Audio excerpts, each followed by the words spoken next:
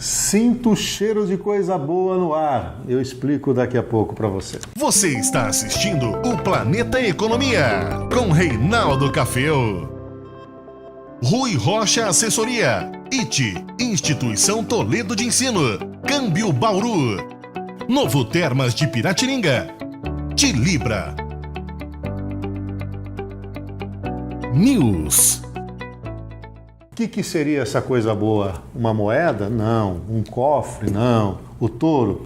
Na verdade, eu quero trazer aqui um olhar que não deixa de ser o que eu posso chamar de otimismo realista. O que é coisa boa para mim?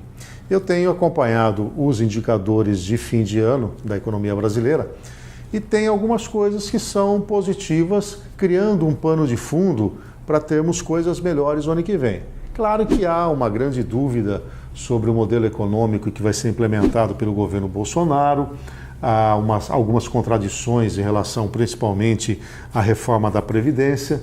Tivemos notícias também recentes que o desempenho econômico externo, global, não vai ser lá grande coisa nos próximos anos, inclusive com algum tipo de restrição, até mesmo para a economia americana. Mas eu quero lembrar que o Brasil viveu 2 anos de recessão, quer dizer, andou para trás, teve um crescimento pequeno em 2017 e deve fechar 2018 com um crescimento na ordem de 1,3%. O que me anima e faz com que eu tenha o pensamento otimista? Veja só, o desemprego caiu para 11,7%. Fala, mas isso é otimismo? Não, cresceu o desalento, há muita informalidade, mas há geração de emprego formal. Gerar emprego formal quer dizer que começa a existir um certo apetite por parte do setor produtivo. Outro bom indicador foi o crescimento da renda média do trabalhador. Está em 2.230, uma alta de 0,4% se nós olharmos o mês de outubro sobre o mês de setembro. Nós temos também algumas variáveis muito importantes de desempenho da economia. Por exemplo, a inflação está controlada, então é um problema a menos a ser enfrentado no ano que vem. A taxa básica de juros, que poderia virar esse ano aí acima dos 6,5%, tudo indica que vai ficar nesse patamar. Pode ser que o ano que vem ela cresça um pouco, mas o governo Bolsonaro recebe com a menor taxa de juros que nós praticamos. Temos uma cotação da moeda estrangeira girando aí na casa de 3,80, 3,90. É possível que ela caia até 3,70, isso vai depender muito mais das variáveis externas. Mas tem 2 outros indicadores que foram muito positivos. O Produto Interno Bruto Brasileiro do último trimestre, o terceiro trimestre desse ano, sobre o mesmo trimestre do ano passado, apresentou uma alta de 1,3%.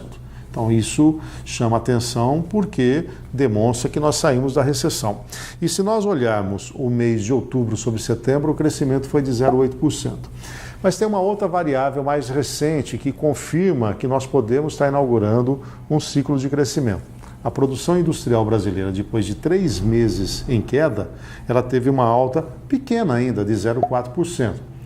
É óbvio que no caso industrial, nós temos ainda um longo caminho a ser trilhado, porque a sazonalidade, na verdade, a ociosidade média da indústria, não a sazonalidade, essa ociosidade média está na casa de 30%. Quer dizer o seguinte, de 100% que poderia ser utilizado, só está usando 70% na média. Alguns um pouco mais, um pouco menos. Isso quer dizer o seguinte, que antes dessas indústrias saírem comprando equipamentos, renovando o parque industrial, elas vão tentar esgotar isso. Houve um crescimento na venda de bens de capital nesse período, na ordem de 1,5%, mas ainda é muito pouco. Mas tem uma outra variável que chama atenção, que é a retomada da confiança do consumidor. A última sondagem feita pela Fundação Getúlio Vargas aponta que é o melhor nível desde 2014, 93,2 pontos. Distante de ter o melhor momento, de ser uma curva ascendente, daquela que a gente fala, agora vai, mas não deixa de ser um lado bom. Então o que eu quero dizer para você? Que é muito factível esperar um crescimento para a economia brasileira do ano que vem na casa de 2,5%. Isso é crescimento real, quer dizer, crescimento acima da inflação.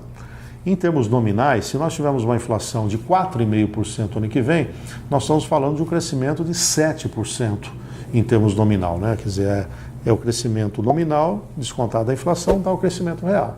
Ora, para um país que vinha patinando, apesar da produção atual ser idêntica de 2012, é evidente que é um alento. Quais são os riscos em relação a esse cenário? É um adiamento muito grande das reformas. Se o governo Bolsonaro não usar o primeiro semestre para trabalhar forte, nós vamos já chegar no segundo semestre e o ano vai estar perdido. Então todo esse otimismo pode se transformar numa certa frustração. E o que seria pior, né? O Bolsonaro, com tudo que ele teve que enfrentar, chegar dizendo, não consegui fazer o trabalho. Então, eu observo dos agentes econômicos, conversando com empresários, conversando com a população, conversando com empregados, de gente que vive o dia a dia, dizem, olha, nós estamos aguardando alguma coisa acontecer, mas nós já sentimos um novo ambiente nos negócios, os projetos estão saindo da gaveta, tem muita gente procurando prestadores de serviço. Então, isso demonstra que poderemos sim inaugurar um novo ciclo. Então, o otimismo está no quê? De ter números melhores agora e de indicar que com o novo governo é possível ter um ciclo de crescimento. O realista é o quê? Estamos defasados. Nós ainda temos um longo caminho. O problema da infraestrutura brasileira, ele é sério e precisa ser enfrentado. Nós temos que enfrentar os gargalos. E o governo Bolsonaro não pode perder a oportunidade, não pode perder a mão. Se efetivamente acertar na direção que nós imaginamos, poderemos inaugurar um ciclo de prosperidade. Você fica com o quê? O otimismo ou o realismo? Eu ficaria com os dois. Não vou perder a oportunidade de me planejar e alicerçar para ter bons resultados no ano que vem, mas estarei com os pés no chão. Isso quer dizer que a qualquer momento posso mudar minha estratégia. Eu, se fosse você, trilhava também esse caminho. Viu só? O planeta nos gira em torno da economia? Claro que gira. Se você quer saber mais sobre economia e finanças, acesse os nossos vídeos aqui no canal Planeta Economia. Também assine o nosso canal. Ao assinar, não esqueça de acionar o sininho para receber as nossas notificações. Toda vez que a gente tiver vídeo novo, você vai ser avisado. E compartilhe à vontade. Faça parte do canal Planeta Economia.